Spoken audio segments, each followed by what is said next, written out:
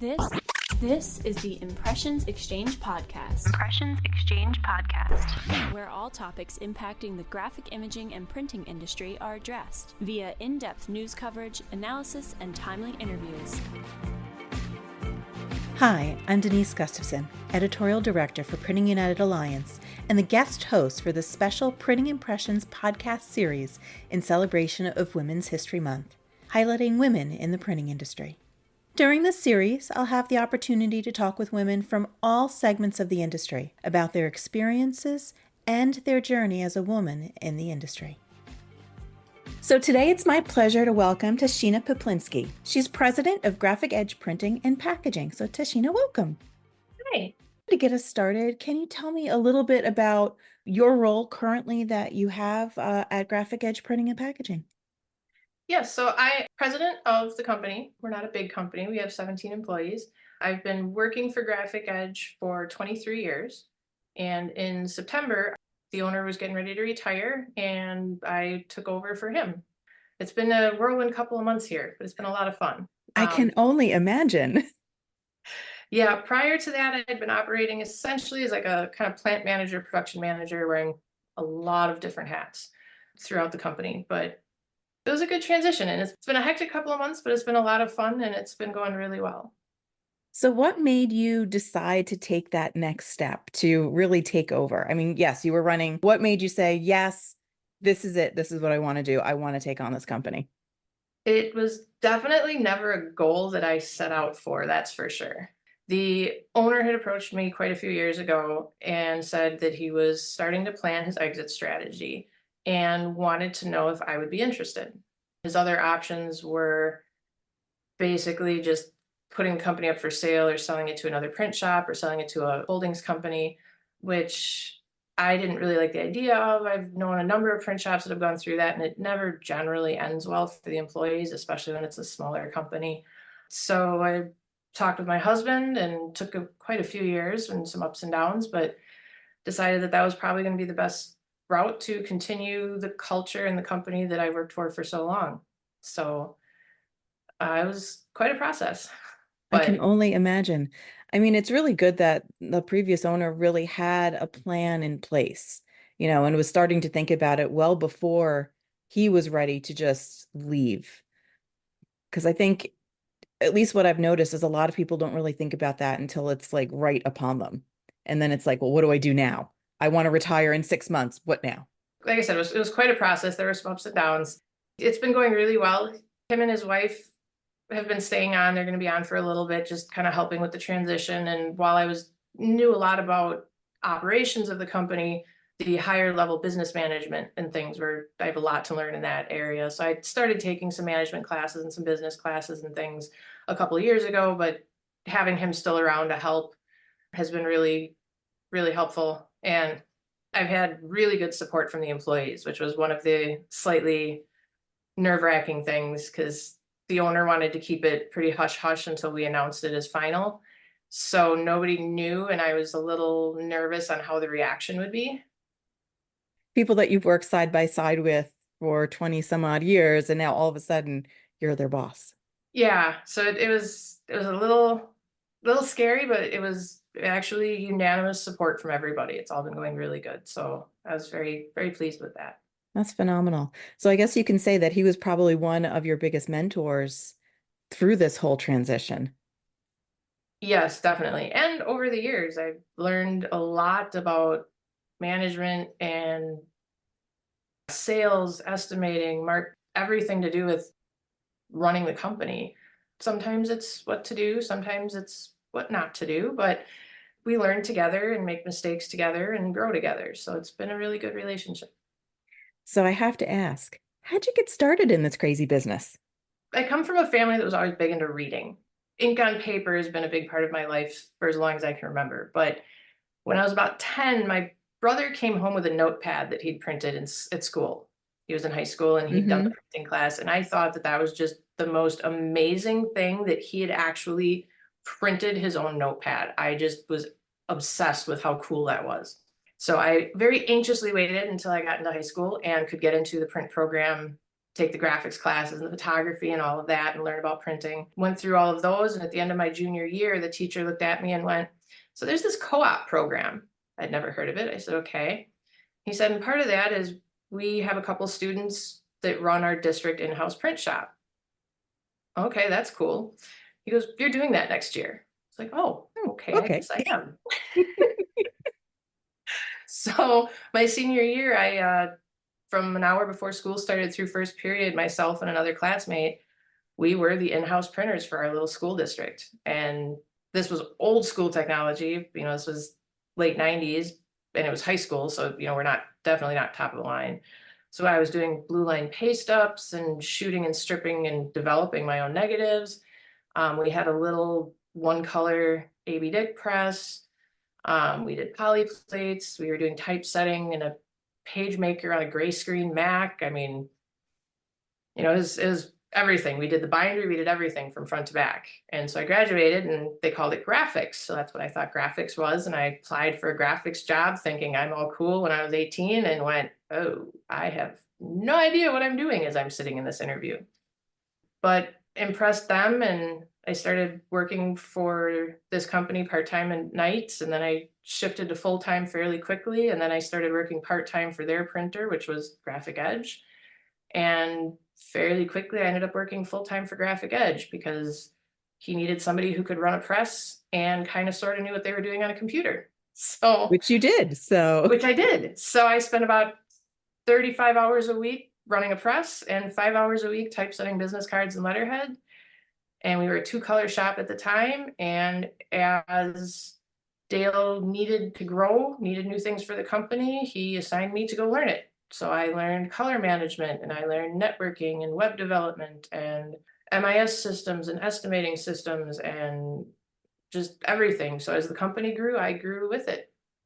And it's just been a really fun ride. It's never been boring, that's for sure.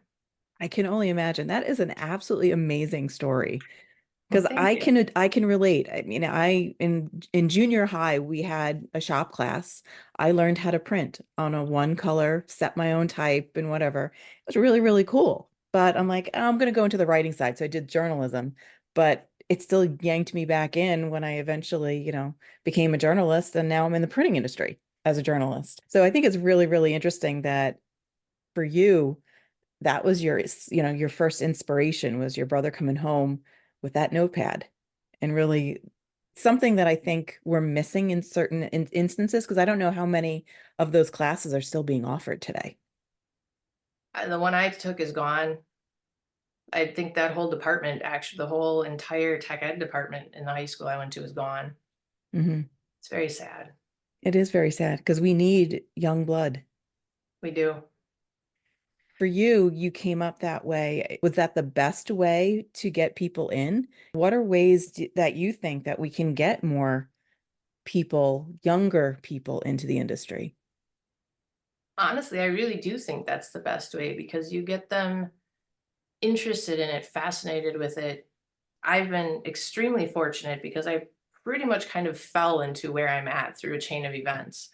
But I pretty much haven't felt like I worked much in the last 20 years. There were a few rough days here and there, but for the most part, it was just something that I did that I really enjoyed, and I happened to get a paycheck so I could pay my bills at the end. So I've been very fortunate in that. And I think without having this exposure to the trades and everything in the schools, and the schools push degrees and college and all that, which are great and they have a place, but for not for everybody. Yeah. Not And everybody's set for college. nope, I was not. I tried a couple times. I don't think I made it through a whole semester. I think I tried going 3 different times throughout the years.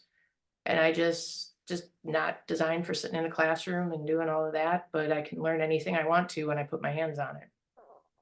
Yeah, it's very different in how people learn, and the trades are something that unfortunately we don't give enough attention to because there's so much need in the trades just in general. Yeah. Yeah. So I definitely think trying to get those school programs back is very important.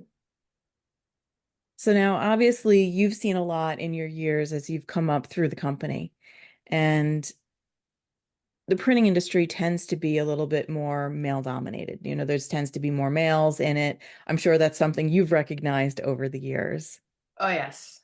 When I started working for Graphic Edge, I was 19, I was female, I was younger than I looked, or I looked younger than I was. So I had so many strikes against me, and I'm small and petite. I'm every strike against me in the print industry.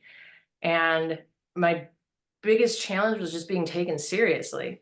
Hmm. I was fortunate in that between my father and other mentors and role models growing up, that I had the mentality of, well, the only person that can get in my way is me. So I basically took a lot of the gender bias, and just because it was my personality, and I just ignored it. I was like, okay, you don't want to take me seriously? Well, too bad, I'm still in your face. So I need to get this done and let's move forward. Dale used to have kind of fun. He'd take me when we were starting to get into digital in the early 2000s, and he'd take me to the meetings with the sales reps, and they'd look at me kind of like like I was the assistant coming in to take notes for him in this meeting. And they'd start out and they'd give their whole spiel and all of that. And then Dale would just kind of sit back, and because I was the one that had to operate the machine and hook it up to the computers and run all this jobs. And so I'd start grilling the salesmen, and they would just be totally caught off guard because I'm asking them questions that they don't even have answers to because they're too technical. And Hmm. they're very specific questions that I needed answered. Is your machine going to do this? Can it handle this weight stock? How all of these things, and would just kind of throw them off their groove, Hmm. and then put Dale in a little bit better spot to negotiate and things like that. So it was fun for the first couple times, and after that, it was just like, oh my god, okay, I got to do this again. All right, fine, do the song and dance, and okay, now you can take me seriously. Let's move forward. But like I said, it's my personality where I just wouldn't accept it. Hmm. And I don't know if that just put me in a different light, or if I was just, because I wouldn't accept it, so I was just oblivious to it. Maybe a little of both, but it changed how I moved through things just by the fact that I wouldn't accept the gender bias or the discrimination or anything like that. And I feel like I didn't have to deal with some of the struggles that some women had. I don't know if I was just fortunate enough for the companies that I worked for and the people I interacted with, or what the exact reason was, but I definitely feel fortunate in that it hasn't been quite as difficult for me as it has for other women. I think part of it is definitely your personality and just wanting to take on and just not going to take no for an answer. That's certainly part of it. I guess for you, you're now in a leadership position within the company. How important is it for there to be women in those types of positions, especially if you're just starting out? For somebody just coming into the industry, how important is it to have you as a president or other women in other different C-suite roles? I think for somebody who didn't grow up in my upbringing, my dad just treated me like everyone else. I went out in the woods hunting. He expected me to do all the mechanical things. He didn't treat me any differently than my brothers.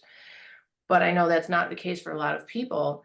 And I think having them see me just, I don't know how to put it, steamroll through all of these biases and just not accept them and just keep going. I think that exposes them to something that they might not have ever seen before, a situation, an empowering personality that just makes them feel like, hey, I don't need to downplay myself, or I don't need to accept how I'm being treated. I can just be who I want to be and keep moving forward. Mhm. Looking back on your career so far and how you made it to where you are, do you feel that the role of women has been changing in the industry? Very much so. How so? Part of it is just our cultural shift in general. I feel like there's much less hesitation to accept women in leadership roles. I don't run into, what I dealt with in the earlier days where I had to fight to be taken seriously and to be acknowledged as a contributing person to the conversation or the situation or whatever. I feel like there's just a lot more acceptance of that, and just not even really something that comes into people's minds. There's definitely still a lot of it in other areas. I look at things like Print United when they did the first digital packaging summit down in Florida. Actually, I don't think I was at the first one, I was at the second one. And I sat there and I was one of, I think, 2 other women in the room. Mm-hmm. And one of them, I think, was a spouse. So, and now I just was at the digital packaging summit this past November, and there's women everywhere in the room. And not just vendors, they were there as CEOs, they were there as panelists, they were there as print shop owners, they were just all over in the room. And just that change in such a short amount of time, I mean, less than 10 years is massive. You can just see it in the interactions and things, and see it more in the trade shows. You go to the trade shows and it's not all stuffy old men walking around. Mm-hmm. So it's definitely there, and I think it's definitely an improvement. Yeah, usually I say it's the old white guys in suits. You don't really see as many of them walking around anymore. No, no. And nothing Which, and nothing against them, because I mean they've built a lot of these companies and they've made the industry such a success over the time, but things have oh changed. yeah. And I think for the better, because I really feel that when you exclude somebody from input or exclude them from acknowledging their contributions, you're leaving out the next good solution or the next great product or the next big step just because you couldn't take them seriously or didn't see their value in their input, so you just disregarded it out of hand. And I think just the more inclusive attitude really is allowing us to grow even more, because we're getting more perspectives, we're getting more sides, we're getting more views, a broader look at how things can be accomplished. Definitely. So I have 2 more questions for you. So the first one is, what trends do you foresee in the printing industry and how they'll continue to impact women's roles? Is there anything that you see that's going to help with that? I think on one hand, some of the well, I dislike the lack of the personal connections with all the email communications and the digital aspect taking over, where you don't have as much of a personal connection with your customer or another vendor or things like that. I think it also has one maybe not really realized side effect of you can't really you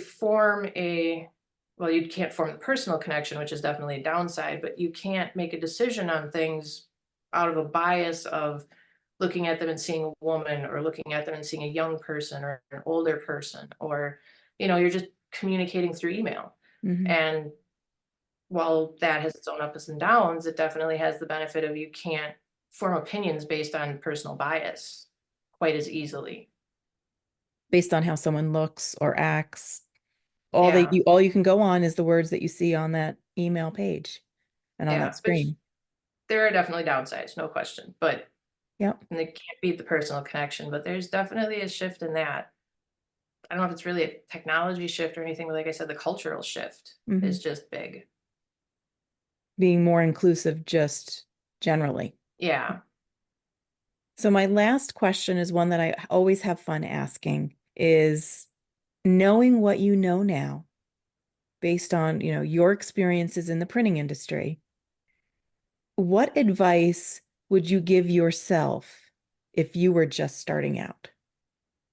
Honestly, one of the biggest things I've had to adjust to in the last couple months since taking over the company is I had to start realizing that I had gotten into this habit of making myself less, less outspoken because that irritated people, or downplayed my intelligence because that would intimidate other people. And in general, just making myself less just so that I could fit in or communicate better, or, anything like that.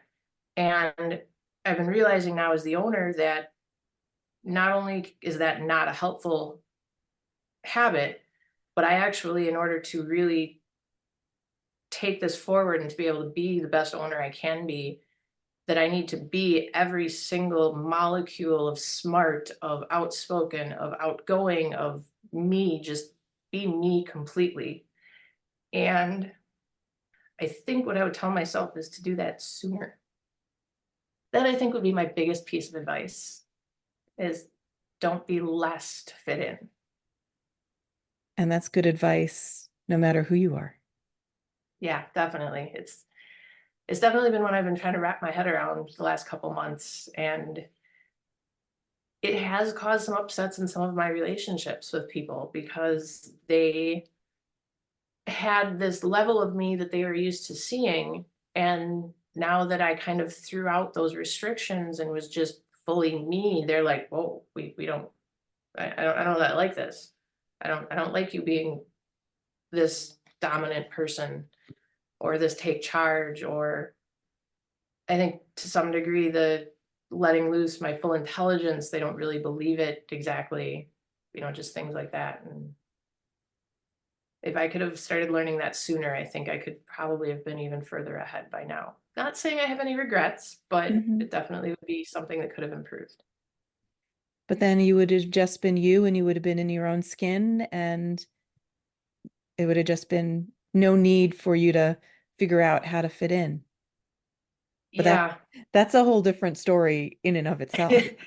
Yeah, that's a whole nother battle. That's a whole nother level of self-realization and Mhm. acceptance and things that I think that transcends gender, occupation, industry, everything.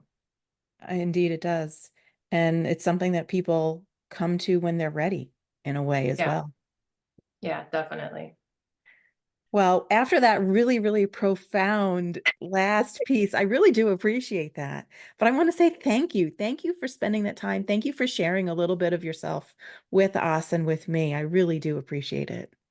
Thank you. It's been a lot of fun. It's fun sharing all of this experience. It's fun getting out and meeting people and getting to share my knowledge. And I'm looking forward to seeing what you will be doing in the next few years as you kind of fully take this company forward. So I'll be interested to see what happens next. Me too. All Thank right. you. Thank you.